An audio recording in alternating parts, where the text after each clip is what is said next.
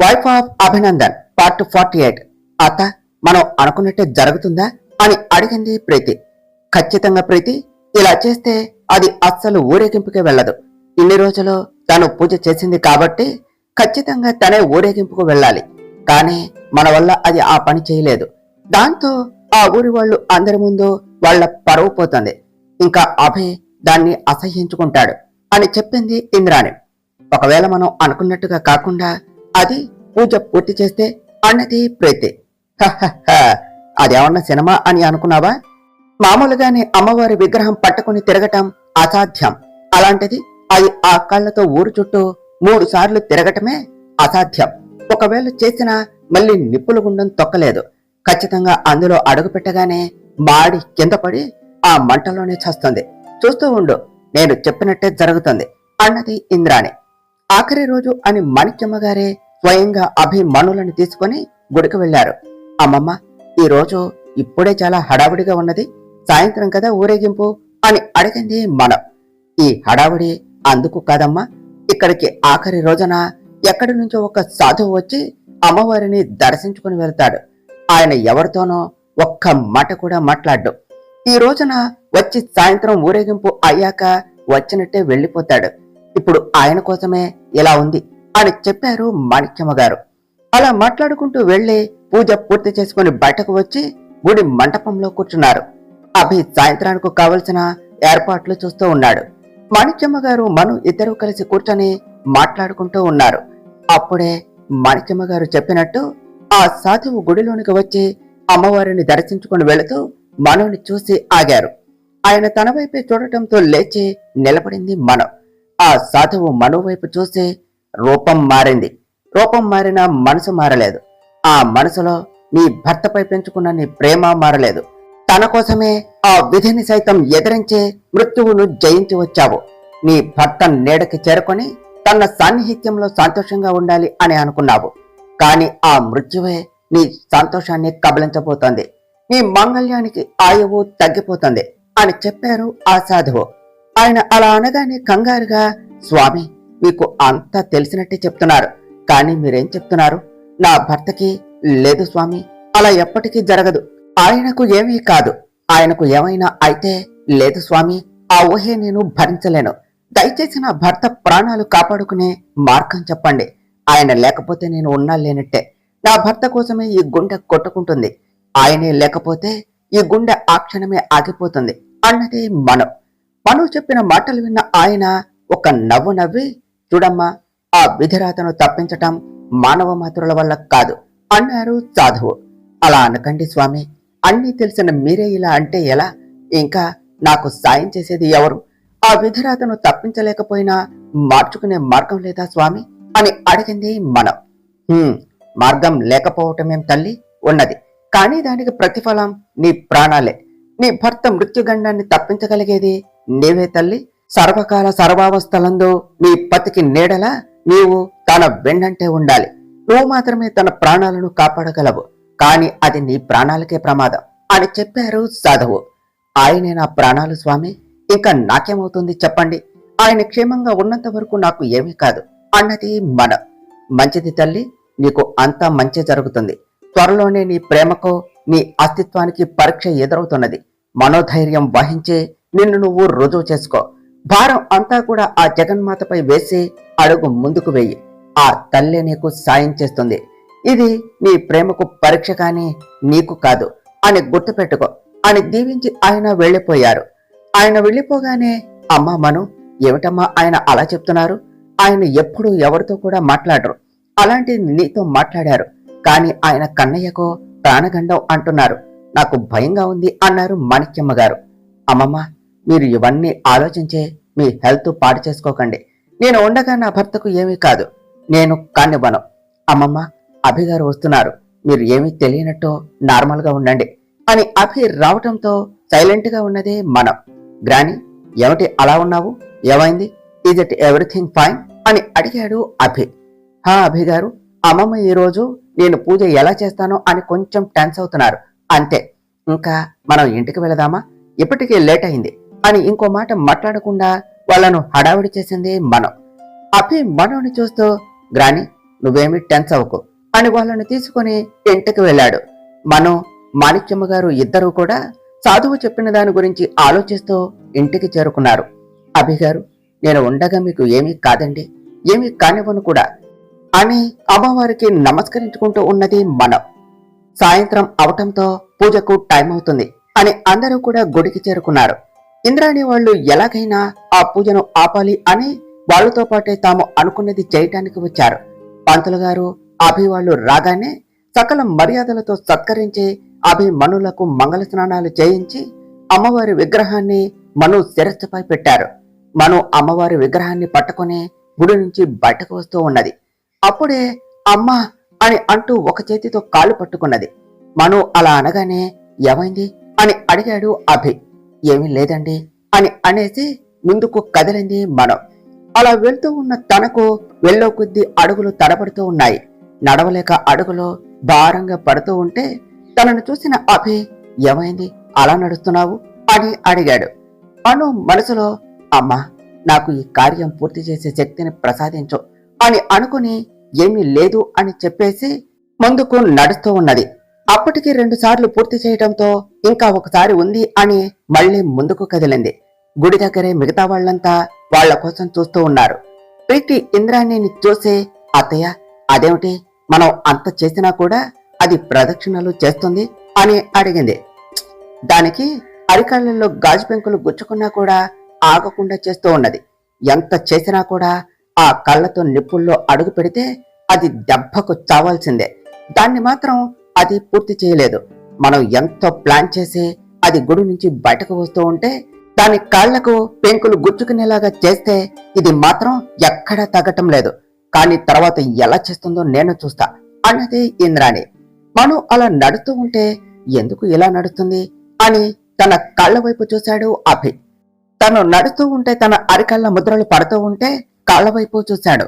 తన కాళ్లంతా కూడా రక్తంతో తడిచిపోయి ఉండటంతో తన దగ్గరకు వచ్చి, హే, నీ కాళ్లకు ఏమైంది అని అడిగాడు. ఏమీ లేదు అభయ్ గారు, మీరు సైలెంట్ గా రండి అని తన ఒంట్లో రక్తం మొత్తం పోతున్నా, నీరసంతో కళ్ళు మూతలు పడుతూ ఉన్నా అమ్మవారి మీద భారం వేసి పట్టుదలతో 3వసారి కూడా పూర్తి చేసి గుడిలో అమ్మవారి విగ్రహాన్ని ప్రతిష్ఠించింది. ఆ తర్వాత నిప్పుల గుండం తొక్కాలి అని అంటే అభి ముందుకు వచ్చి తన కాళ్ళు బాలేదు, తను ఇప్పుడు చేయలేదు అన్నాడు. అక్కడ వాళ్ళు అమ్మవారి కార్యాన్ని మధ్యలో ఆపకూడదు, అమ్మపై భారం వేసి ముందుకు కదలండి అన్నారు. అయినా అభి కుదరదు అంటూ ఉంటే మను, నేను చేస్తాను అని అభిని వారించి నిప్పుల గుండం వైపు కదిలింది. ఇంద్రాణి వస్తూ ఉన్న మనుని చూసి, రావే రా, ఈ రోజుతో నీ చాప్టర్ క్లోజ్. నువ్వు ఆ కాళ్లతో నిప్పుల్లో నడవలేక దానిలోనే మాడి మసైపోతావు అని అనుకుంటూ చూస్తూ ఉన్నది. మను అమ్మవారికి నమస్కరించుకొని నిప్పులపై అడుగు పెట్టబోతూ ఉన్న సమయంలో అభి ముందుకు వచ్చి తనని 2 చేతులతో పైకి ఎత్తుకున్నాడు. అభిగారు, మీరేం చేస్తున్నారు? ఇక్కడ అందరూ మనల్ని చూస్తున్నారు, నన్ను వదలండి అన్నది మను. అభి తన వైపు ఒక సీరియస్ లుక్ ఇచ్చి మిగతా అందరినీ చూస్తూ, చూడండి, తను నా భార్య. భార్య అంటే భర్తలో సగం. అంటే తనేం చేసినా అందులో నాకు సగభాగం ఉంటుంది, నేనేం చేసినా తనకి సగభాగం ఉంటుంది. ఇప్పుడు నేను నా భార్యతో కలిసి ఈ పని పూర్తి చేస్తాను అని నిప్పుల గుండంలో అడుగు పెట్టాడు. మనం అభి వైపు అలానే చూస్తూ తన చుట్టూ చేతులు వేసి అలానే తనని చూస్తూ ఉన్నది. మిగతా అందరూ కూడా ఏమీ మాట్లాడకుండా జరిగేది చూస్తూ ఉన్నారు. తను అనుకున్నది జరగకుండా అభి అంత చెడగొట్టాడు అని కోపంతో అక్కడి నుంచి వెళ్లిపోయింది ఇంద్రాణి. ప్రీతి బ్యాచ్ కూడా తనని ఫాలో అవుతూ వెళ్లారు. ఆ తర్వాత వాళ్ళిద్దరూ చేతుల మీదుగా అమ్మవారికి జరగవలసిన పూజలు అన్ని పూర్తి చేయించారు. ఇక అక్కడంతా పూర్తి అవటంతో అభి వాళ్ళు కూడా ఇంటికి బయలుదేరడానికి సిద్ధమయ్యారు. ఇక నడవలేక కష్టపడుతూ ఉన్న మనోని చూసి అభిని తనని ఎత్తుకుని కారులో కూర్చోపెట్టి రాజ్మహల్ ముందు వేగంగా కారుని ఆపాడు. అప్పటికే అక్కడ వెయిట్ చేస్తూ ఉన్న డాక్టర్లు అభి మనోని రూమ్ లో పడుకోబెట్టగానే కాళ్లల్లో గుచ్చుకున్న గాజు పెంకులు తీసేసి ఆయింట్మెంట్ అప్లై చేసి డ్రెస్సింగ్ చేశారు. మైత్రి, ఏమిటిది? ఇంత అయితే మాతో ఒక్క మాటైనా చెప్పాలి కదా, చూడు ఇప్పుడు ఏమైందో అని బాధగా అన్నారు మాణిక్యమ్మ గారు. అమ్మమ్మ, నాకు ఏమీ కాలేదు, అంతా బాగానే ఉన్నది. ఏది ఏమైనా సరే మనం చేయవలసినది చేసేశాం, ఇంకా అంతా ఆ అమ్మవారే చూసుకుంటారు అని చెప్పింది మనం. అయినా అలా ఎలా గాజు పింకులపై కాలు వేశావు? అక్కడికి ఎలా వచ్చాయి అసలు అని అడిగారు మాణిక్యమ్మ గారు. అమ్మమ్మ, వాటిని ఎవరో కావాలని వేసినా లేక పొరపాటున వేసినా కూడా వాళ్ళు అనుకున్నదైతే అవలేదు కదా. ఇంకా ఆ విషయం మర్చిపోండి, వెళ్ళి రెస్ట్ తీసుకోండి అని చెప్పింది మనం. అప్పటి వరకు బయట నిలబడి వీళ్ళ మాటలు విన్న ఇంద్రాణి వాళ్ళు దీనికి ఏమైనా డౌట్ వచ్చిందా అని టెన్స్ అయ్యారు. ఇంకా ఏమీ తెలియనట్టు ఉండటం బెటర్ అని వాళ్ళు కూడా వెళ్ళిపోయారు. ఇంకా అక్కడ అభి మను మాత్రమే ఉండగా మను మెల్లిగా బెడ్ పై నుంచి లేస్తూ ఉంటే ఎక్కడికి అన్నాడు అభి. అది కింద అని మను అంటూ ఉంటే అభి సీరియస్ గా చూసేసరికి సైలెంట్ గా ఉన్నది. ఇప్పుడు నువ్వు పరుగులు పెట్టవలసిన అవసరం లేదు, కానీ కాస్త సైలెంట్ గా ఉండు అని చెప్పి తను సోఫాలో కళ్ళు మూసుకొని పడుకున్నాడు. కానీ నిద్ర మాత్రం పోలేదు. కాసేపటికి తన కళ్ళకు చల్లగా తగులుతూ ఉంటే కళ్ళు తెరిచి చూడగా ఎదురుగా మను అభి కళ్ళకి వెన్న రాస్తూ ఉండటంతో ఏమిటి అని అడిగాడు అభి. అంటే మీకు కూడా కాళ్లకు రాద్దామని అని మను అంటూ ఉంటే నా అవసరాలు నేను చూసుకోగలను, నువ్వు ఓ ప్రేమ చూపించవలసిన అవసరం లేదు అన్నాడు అభి. అభి అలా అనగానే మరి మీరెందుకు నన్ను వద్దు అని మీరే చేశారు అని అడిగింది మను. నేను నీ మీద ప్రేమ కారిపోయి అలా చేయలేదు. ఏదో సాటి మనిషిగా నువ్వు ఊరి కోసం అంత చేస్తూ ఉంటే మా వల్ల నీకు ఏమీ కాకూడదు అని సానుభూతితో చేశాను అంతే అని చెప్పాడు అభి. నేను కూడా నన్ను కాపాడినందుకు సానుభూతితో చేస్తున్నా అనుకోండి, సరేనా? ఇంకేమీ మాట్లాడకుండా పడుకోండి అని అభి కాళ్లకు వెన్న రాసి తను కూడా వెళ్లి పడుకున్నది. మరో ప్రక్క వెంకట్ ఆ అభి ఏమైపోయాడు, ఆఫీస్కు రావటం లేదు, కనుక్కో అని చెప్పా కదా, ఏమైంది అని అడిగాడు జెపి. సార్, అభి సార్ వాళ్ళ ఊరిలో ఏవో ఉత్సవాలు అని వెళ్లారు. ఈ రోజుతో అవి కంప్లీట్ అవుతాయట, మేబీ రేపో ఎల్లుండో వచ్చేస్తారు అని చెప్పాడు వెంకట్. అయితే మనం అనుకున్నది చేయటానికి ఇదే మంచి టైం. అక్కడి మన వాళ్లతో మాట్లాడి ఈ రోజే ఆ ప్రాజెక్టుకు సంబంధించిన మొత్తం అరేంజ్ చేయమని చెప్పు. ఇంకా ఆ ప్రాజెక్టు సబ్మిట్ చేయడానికి 2 days మాత్రమే ఉంటుంది. వాడు మళ్ళీ ఎంత కష్టపడినా ఈ 3 months లో వర్క్ కంప్లీట్ చేయలేడు. దాంతో ఈ ప్రాజెక్టు వాడి చేయి జారిపోతుంది. ఇంకా కాంపన్సేషన్ కింద పెనాల్టీగా 1000 కోట్లు కట్టాలి. ఇది చేస్తే వాడు రోడ్డున పడతాడు, చేయకపోతే కోర్టు ఆస్తిని జప్తు చేస్తుంది. ఎలా చేసినా కూడా అప్పుడు మనం అనుకున్నది జరుగుతుంది, నా పగ తీరుతుంది, అప్పుడు నేను చేయవలసిన పని మొదలవుతుంది అని నవ్వుతూ ఇప్పుడే వాడికి ఫోన్ చేసి నేను చెప్పినట్టు చెయ్యమని చెప్పు. మార్నింగ్ అభికి ఆ బ్రేకింగ్ న్యూస్ తెలిసి పరిగెత్తుకుంటూ రావాలి, వాడు ఓడిపోవటం నేను చూడాలి అన్నాడు జెపి. వెంకట్ ఎవరికో కాల్ చేసి వాళ్లకు ఏదో చెప్పేసి కాల్ కట్ చేసి సార్ మీరు చెప్పినట్టే చేశాను అని అన్నాడు. ఆ తర్వాత జేపీకి ఫోన్ రావటంతో వెంకట్ ని బయటకు పంపేసి మాట్లాడి నవ్వుతూ ఇంకా మా టైం స్టార్ట్ అభి అని అనుకున్నాడు. కాలుకి తగిలిన దెబ్బలు కొంచెం నొప్పిగా ఉండటంతో అలానే బెడ్ పై కూర్చొని అభిని చూస్తూ ఉన్నది మనం. కాసేపటికి డోర్ నాక్ చేసిన సౌండ్ రావటంతో తను వెళ్లి తీయాలి అని చూస్తూ ఉంటే అప్పుడే అభి లేచి తనని అక్కడే ఉండమన్నట్టు కోపంగా చూసి వెళ్లి డోర్ తీశాడు. పనివాళ్లు కాఫీ తీసుకుని వచ్చి అభికి మనుకి ఇవ్వగా అభి కాఫీ సిప్ చేసి ఇదేమిటి ఇలా చేశావు, ఇది కాఫీనా లేక కషాయం అంటావా అన్నాడు. అంతటా పనివాడు భయపడితే మను తనను వెళ్ళమని చెప్పి అభితో నేను వెళ్లి కాఫీ తీసుకుని రానా అని అడిగింది. ఏం అవసరం లేదు అని కప్ అక్కడే పెట్టేసి వాష్రూమ్ లోనికి వెళ్ళాడు. ఇంకా మన మను అభి అలా ఉంటే చూస్తూ ఉంటుందా, వెంటనే మెల్లిగా నడుచుకుంటూ కిందకు వెళ్లి కాఫీ తీసుకుని పైకి వస్తూ ఉన్నది. అందులో అభి వాష్రూమ్ నుండి బయటకు వచ్చి మనో లేకపోవటం చూసి దీనికి నా మాట అంటే లెక్క లేకుండా పోయింది, వద్దన్న పని కావాలని చేస్తూ నన్ను ఇరిటేట్ చేస్తుంది అనుకుంటూ ఉండగానే అభి గారు కాఫీ అంటూ వచ్చింది మనో. తన వైపు కోపంగా చూస్తూ ఏదో అనబోయే అంతలో తన ఫోన్ రింగ్ అవుతూ ఉంటే విసురుగా ఫోన్ లిఫ్ట్ చేసి హలో అన్నాడు. అవతల వాళ్ళు చెప్పిన మాటలు విని కోపంగా మిమ్మల్ని అక్కడే ఎందుకు ఉంచాను, నాకు తీరిగ్గా జరిగింది చెప్పటానిక, అయినా ఇంత జరుగుతూ ఉంటే మీరు చూస్తూ ఏం చేస్తున్నారు, నేను ఇప్పుడే స్టార్ట్ అవుతున్నాను అని కోపంగా ఫోన్ బెడ్ పై విసిరేసి తన లగేజ్ ప్యాక్ చేస్తూ ఉన్నాడు. మనో అభిని చూసి ఏమైంది అని అడుగుతున్నా కూడా అభి ఆన్సర్ చేయకుండా తన లగేజ్ తీసుకుని కిందకు వెళ్లి రాణి ఆఫీసులో అర్జెంటు వర్క్ ఉన్నది, నేను వెళ్తున్నాను, మీరు తర్వాత రండి అని చెప్పాడు. ఇప్పుడెందుకు కన్నయ్య, అయినా అంతగా ఏమైంది, ఎనీ ప్రాబ్లం అని అడిగారు మాణిక్యమ్మ గారు. హా నేను చూసుకుంటాను, ఇట్స్ అర్జెంట్, మీరు తర్వాత రండి, నేను వెళ్తున్నాను అని ముందుకు కదులుతూ ఉంటే అభి గారు అని మను వాయిస్ వినపడటంతో ఆగి వెనక్కు చూశాడు. అక్కడ మను బ్యాగ్ పట్టుకుని స్టెప్స్ దిగుతూ ఉంటే నువ్వెందుకు గ్రాని వాళ్ళతోరా అని అన్నాడు. మను లేదు నేను మీతోనే వస్తాను అంటూ ఉంటే కోపం వస్తూ ఉంటే అందరి ముందు ఏమీ అనలేక కన్విన్స్ చేయాలి అని చూస్తే మాణిక్యమ్మ గారు కూడా తీసుకుని వెళ్ళమని చెప్పటంతో తప్పక తనతో తీసుకుని వెళ్ళాడు. కారులో కూడా అభి సీరియస్ గా డ్రైవ్ చేస్తూ ఉంటే ఏమైందో అని మను కూడా అభిని డిస్టర్బ్ చేయకుండా సైలెంట్ గా ఉన్నది. 10 అవర్స్ పట్టే జర్నీని 6 అవర్స్ లో తన ఆఫీస్ ముందు కార్ ఆపి మను వైపు చూసి సత్య వచ్చి నిన్ను తీసుకొస్తుంది ఎక్కడే ఉండు అని ఆఫీసులో ఎంటర్ అయ్యాడు అభి. అప్పటికే ఆఫ్టర్నూన్ 3 o'clock అవటంతో అభి గారు వస్తున్నారు. ఇప్పుడు అందరినీ ఏమంటాడా అని అందరూ టెన్షన్ గా ఉన్నారు. అభి సత్యకు మైత్రి కింద కారులో ఉన్నది పైకి తీసుకొనిరా అని మెసేజ్ చేసి సీరియస్ గా తన క్యాబిన్ కు వెళ్లి సంతోష్ ని చూస్తూ మీకు పదే పదే చెప్పి మరీ వెళ్ళాను, అయినా ఇంత కేర్లెస్ గా ఎలా ఉన్నారు అని అడిగాడు. లేదు అభి, అంతా అలర్ట్ గానే ఉన్నాము, కానీ నిన్న నైట్ ఎవరో మన సిస్టంలోని డేటా మొత్తం అరేంజ్ చేసేశారు. అసలు ఇంపార్టెంట్ థింగ్ ఏమిటి అంటే మనం బ్యాకప్ పెట్టిన డేటా కూడా డిలీట్ అయ్యింది. నిన్న నైట్ మన సీసీ కెమెరాస్ కూడా వర్క్ చేయకుండా చేశారు. ఇంత ప్లాండ్ గా చేశారు అంటే ఎవరో తెలిసిన వాళ్లే చేశారు, లేకపోతే నీ సిస్టమ్ పాస్వర్డ్ కూడా ఎలా తెలుస్తుంది అన్నాడు సంతోష్. ఇప్పుడు ఎవరు చేశారు ఎందుకు చేశారు అని బేరేజ్ వేయటం కాదు, మనం ఏం చేయాలి.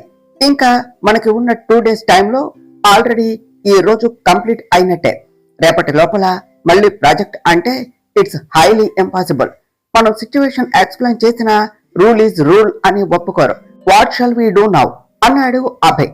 నాకు అదే అర్థం కావటం లేదు అభయ్, ఇంతలా కరెక్ట్ టైం చూసి చేశారు అంటే ఆ జేపీ ఏమన్నా అని సంతోష్ అంటూ ఉండగానే అభి మొబైల్లో జేపీ కాలింగ్ అని చూసి కాల్ ఆన్సర్ చేశాడు. ఏమిటి అభి, ఊరు నుంచి ఎప్పుడొచ్చావు? అయినా అంత అర్జెంటుగా ఎందుకు వచ్చావు? ఓ, రేపే ప్రాజెక్టు సబ్మిట్ చేయాలి అని వచ్చావా? మరి అంతా కంప్లీట్ అయిందా? ఏమిటి నేనే మాట్లాడుతున్నాను, నువ్వేమీ మాట్లాడవా అన్నాడు జెపీ. కాల్ చేసిన విషయం చెప్పరా ముందు అన్నాడు అభయ్. అయ్యో, పెద్దవాళ్లతో ఇలాగైనా మాట్లాడేది? ఎంత కాదు అనుకున్నా నేను మీ డాడ్ ఫ్రెండ్ని కదా, ఇంకా ఎందుకు ఇలా మాట్లాడతావు చెప్పు. సరేలే, విషయానికి వస్తాను. ఏమిటి, ఎలా ఉంది మన దెబ్బ?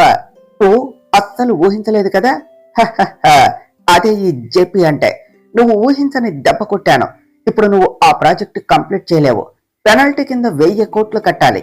దెబ్బకు నువ్వు ఈసారి రోడ్డు మీద పడకుండా ఎవ్వరూ ఆపలేరు. అయినా నువ్వు ఏమీ ఫీల్ అవ్వకు, అప్పుడు నా దగ్గరకు వచ్చి నా కాళ్ళు పట్టుకో, నీకు నా ఆఫీసులో ఏదో ఒక చిన్న జాబ్ ఇస్తానులే, మరి ఫ్యామిలీని పోషించుకోవాలి కదా అన్నాడు జేపీ.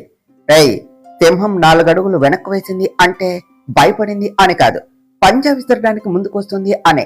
నీ ఆట నువ్వాడావు, నా ఆట నేను ఆడి చూపిస్తా అని కోపంగా ఫోన్ పెట్టేశాడు. కానీ ఈ ప్రాబ్లం ఎలా సాల్వ్ చేయాలి అని తలపట్టుకుని అలానే కూర్చున్నాడు అభి. కింద సత్య అభి మెసేజ్ చూసి మను దగ్గరకు వెళ్ళింది. మనుని చూసి కంగారుగా ఏమైంది అని అడిగితే మను ఏమీ లేదు అని జరిగినది చెప్పింది. తర్వాత సత్య దగ్గర అభి ఎందుకు టెన్షన్ గా ఉన్నాడో తెలుసుకుని ఫాస్ట్ గా తన క్యాబిన్ కు వెళ్ళింది మను. అప్పటికే అభితో జేపీ మాట్లాడుతున్న మాటలు తను కూడా విని ఇక అక్కడ ఉండలేక తన క్యాబిన్ కు వెళ్ళింది. సత్య కూడా మను వెనక వెళ్ళింది. మను తన క్యాబిన్ లో కూర్చొని తన సిస్టమ్ ఓపెన్ చేసి ఏదో చేస్తూ ఉన్నది.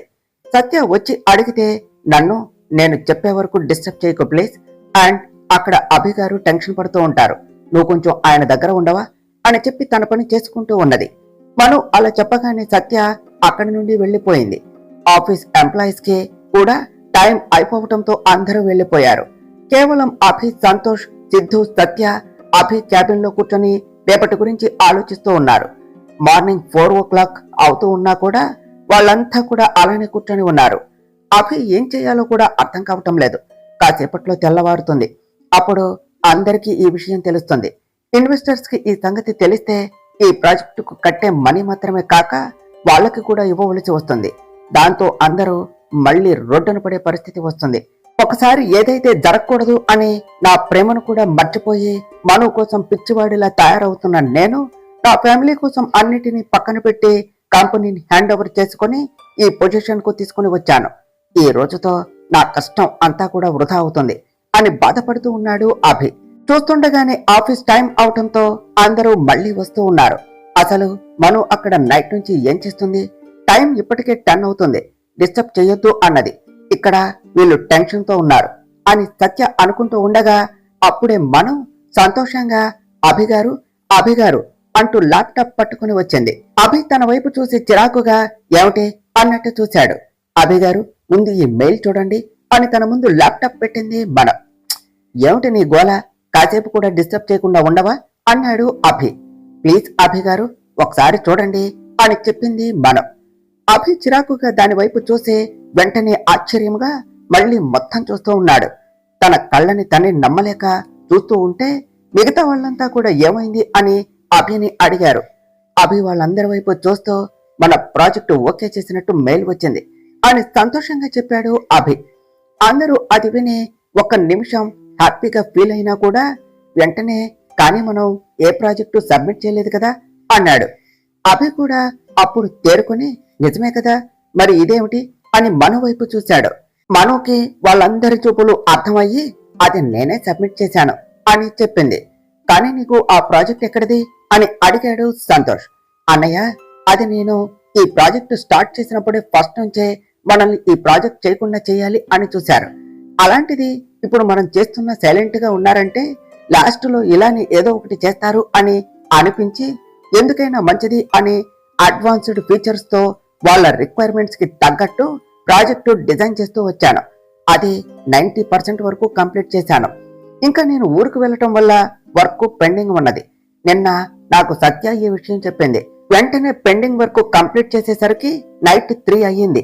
అప్పుడే వాళ్లకు మెయిల్ చేశాను. ఇదిగో ఇప్పుడు వాళ్ళు అప్రూవ్ చేసినట్టు మెయిల్ పంపించారు అని చెప్పింది మను. మను చెప్పిన దానికి అందరూ చాలా హ్యాపీగా ఫీల్ అయ్యారు. అభి వెంటనే పైకి లేచి తనని కౌగిలించుకొని థ్యాంక్స్ మైత్రి అన్నాడు. అభి అలా చేయగానే నాన్న అభి ఇది ఆఫీసు, మీ బెడ్రూమ్ కాదు, పైగా ఇక్కడ మేమంతా ఉన్నాము, కొంచెం చూడరా అన్నాడు సంతోష్.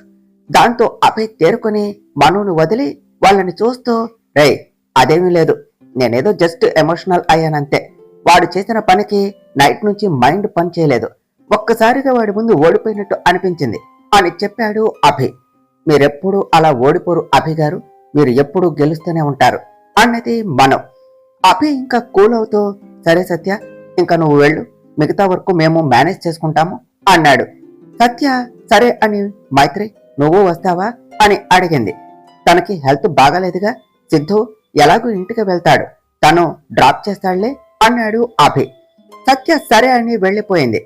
అభి సిద్ధుని చూసి మీరిద్దరూ ఇంటికి వెళ్ళండి అని అనటంతో ఇద్దరు వెళ్తూ ఉంటే సంతోష్ మైత్రికి ఏమైంది అని అడిగితే అభి మొత్తం చెప్పాడు. మను వాళ్ళు వెళ్లిపోయాక ఎంతైనా మైత్రి గ్రేట్ పావా, ముందే ఊహించి ప్రాజెక్టు చేసింది కాబట్టి మనం సేఫ్ అయ్యాము, లేకపోతే ఈ రోజు తలుచుకుంటేనే భయంగా ఉంది అన్నాడు సంతోష్. అభి అని మాత్రమే అన్నాడు. మరి తనకు చిన్న థ్యాంక్స్ చెప్తే సరిపోతుందా అన్నాడు సంతోష్. అన్నాడు అభి. మరి ఏమైనా గిఫ్ట్ ఇవ్వచ్చు కదా అన్నాడు సంతోష్. అన్నాడు అభి. ఏమిటి ఇస్తావా అంటే ఇందాకట్లా హగ్గులు కిస్సులు ఇస్తావా ఏమిటి అని నవ్వుతూ అడిగాడు సంతోష్. ఏయ్ ఎక్కువ చేయకు పద అని కారులో ఎక్కించి తీసుకుని వెళ్ళాడు అభి. ఎక్కడికి అని అడిగాడు సంతోష్. దానికి ఐస్ క్రీమ్ ఇస్తే చాలు పొంగిపోతుంది అంటూ ఐస్ క్రీమ్ పార్లర్ ముందు కారు ఆపి దిగి సంతోష్ ని దిగమని లోనికి వెళుతూ అక్కడ ఉన్న వాళ్ళని చూసి హాయ్ అంటూ విష్ చేశాడు అభి.